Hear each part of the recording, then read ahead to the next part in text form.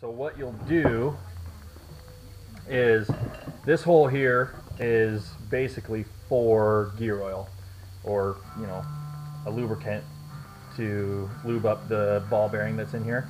There's just one in here. I'll show you in a second. You can run this one. We're going to run 98 weight gear oil. Where it's older, it's not a huge deal. If it was a newer car, had power steering, I was going to race it, something along those lines, where it had the potential for getting hot and wearing out, and there was a lot of load on it constantly, I'd maybe consider running a specialty oil. But for this one, I'm not going to. I'm just going to run some standard gear oil and be good with it. This one here is actually for adjusting the drag on the arm. So it basically tells you how much force it's going to take to turn those wheels with the steering wheel. This particular one, I've got it turned all the way up because I just put it back together not too long ago.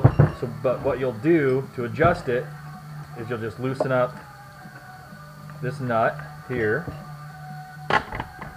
and then you'll just loosen or tighten this set screw based off of the needs of the car. So if it's too tight or it's too much effort or whatever, you'll loosen it up. If it's too loose and you got a lot of play in the wheel, you'll tighten it up. As far as taking this apart and swapping it, I've already swapped it, so it's already set up for the right hand side of the car. Get this arm off here. So it's already set up for the right hand side of the car. Sits in the car normally this way. There's a little shelf there. Sits in, bolts down, done. But if you're going to pull it apart, bolts off. There's the top.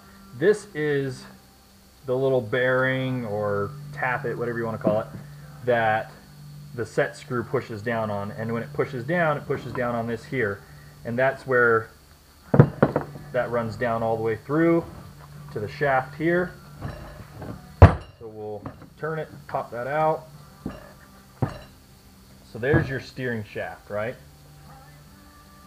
Your arm goes on here, easy enough, right? So in this particular one, instead of having a set of ball bearings, let me get the gear out here, I'll show you. So here's your helical gear, this big corkscrew. And the way that this one works is it has this, and it's basically a half of a ball bearing onto a shaft. The shaft goes in here, and you got to be careful because inside this there is a bunch of needle bearings, and they help make this spin and make it smooth as it moves around the gear. So make sure your needle bearings are in there.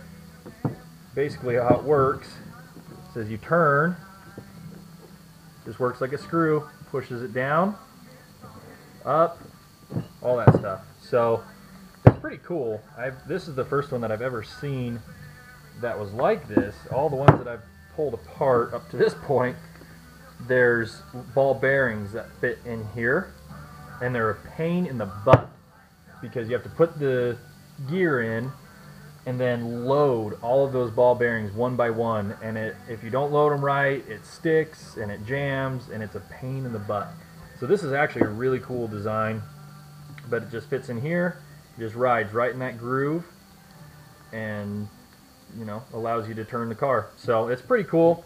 Like I said, it is fully reversible, so I've already got it set up for right-hand drive, but at this point, that's probably, I don't want to say that's not what we're going to do, because I'm still hopeful that that's what we'll end up doing.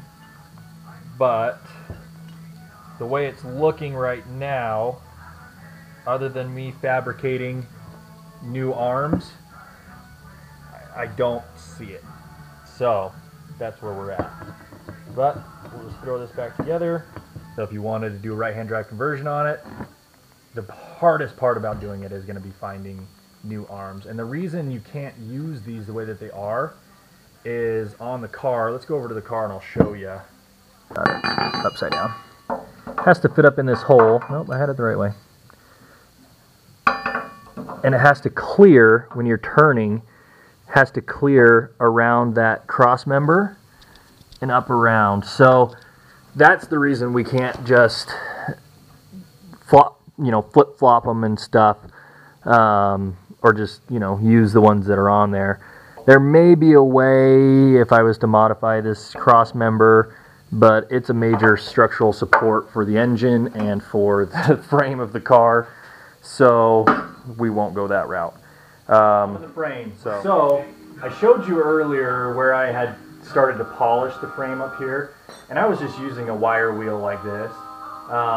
It does a really good job, and that's actually what I stripped most of the car with. Most of the paint off the car was with one of these, because I didn't want to dig into any body work that I didn't know was there. It did a really good job. It's just really, really slow. I kind of got annoyed with it, but I really, really wanted to polish the frame. Again, I honestly hate chrome, so I decided I didn't want to polish it and have that look. Even though you can't see a lot of it once the body's on, I didn't want it. So we're gonna go with I've got a different idea in mind. So we're gonna scrap this. And what I've gone with, this is a 60 grit paper wheel, and it's going to be a lot more aggressive in taking off paint and whatever else may be on the frame. You'll see once we get to the center X brace, it is just, I think the only thing holding it together right now is oil. Grab some grease, safety gear, because that's always good. Don't try this at home. And we'll go from there. Alright, so scratch that because I can't find my safety goggles, so we're just going to go for it.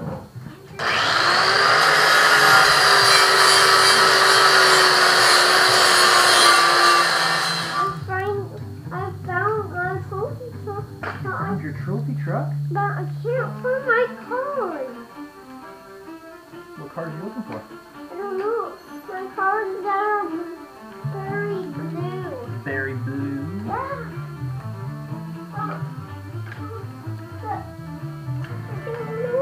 I don't know either, bud. You want to come say hi to everybody? I will.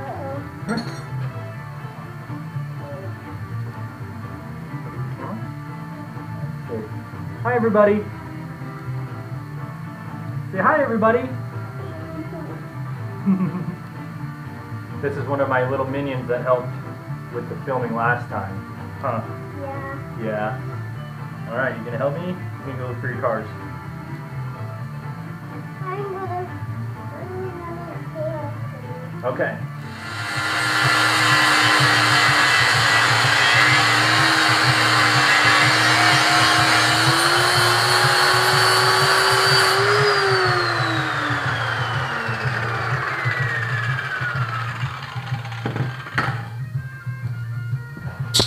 Alright, so we'll stop there for a second, but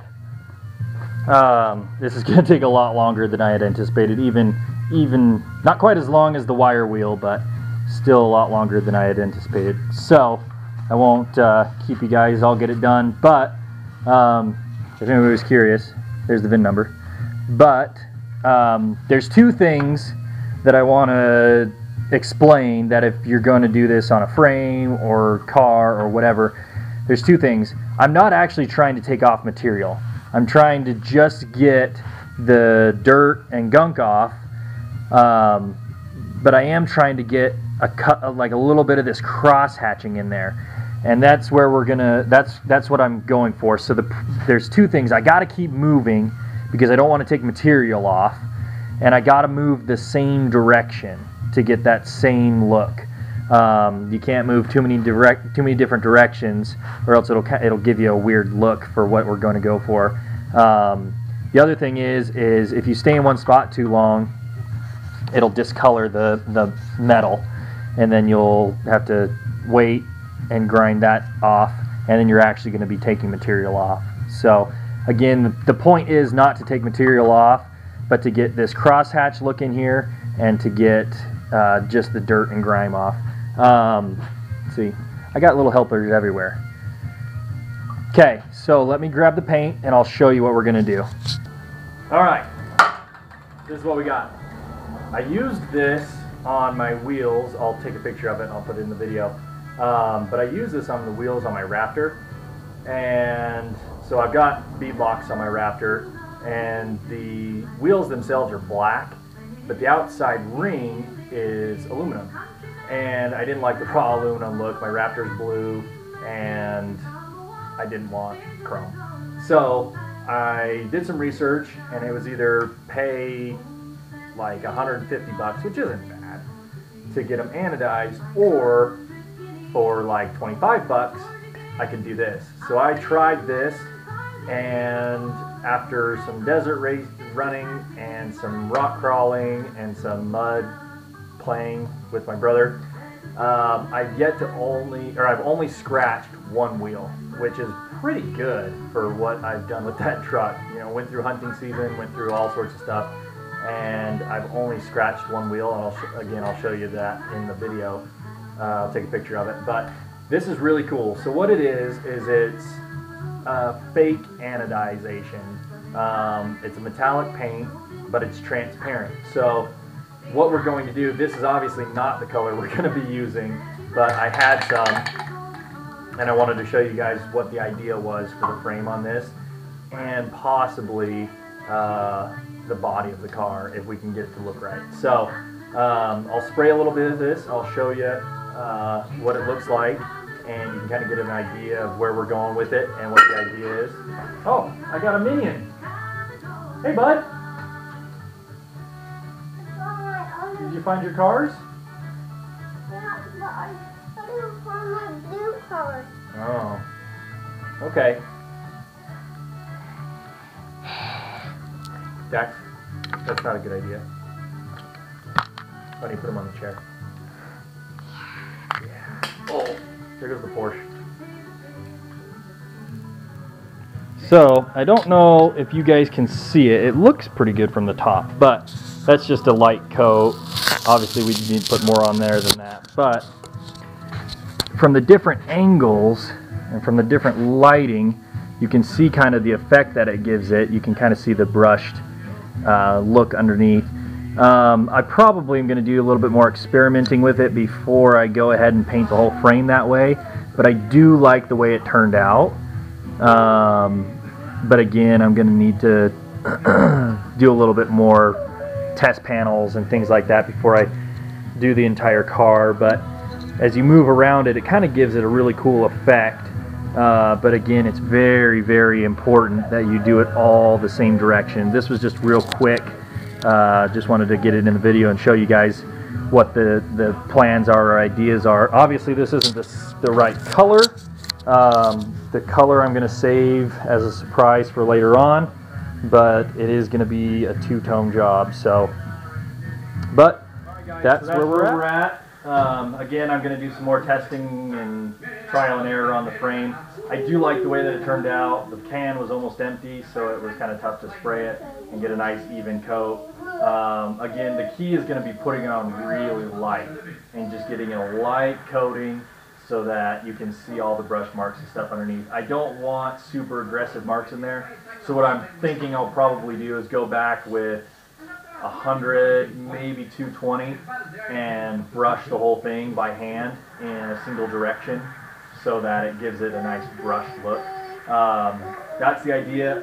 That's definitely going to be the idea if I do it on the frame or do it on the body panels and things like that. So we'll just need to make sure that all the body panels are straight and that there's no issues. We'll need to make sure that we don't use any Bondo or filler or anything like that. If we do use filler, it's going to have to be lead or something along those lines. So that's the idea right now. I dropped a couple hints. Hopefully you guys can get an idea of the vision that's going on in my head. Again, I'm going to hold the overall final color in my head until we do it. It's going to be a surprise. Again, it's going to be two-tone though, but I'm thinking it's going to be a candy, something like that. Still thinking right-hand drive, still thinking some other modifications. I'll let you know later on. Stay tuned to the next episodes. I'm hoping to release an episode a week from here on out, now that my health is back to normal. I don't have anybody living in my house, and the weather's nice. That's the plan, is to do a video a week. So stay tuned. I've got some projects for the Raptor that I think you guys might enjoy, and I think the fabricating and stuff side of that is going to be a lot more fun to film than, very basic body work. So stay tuned. Thanks, guys. See you next time.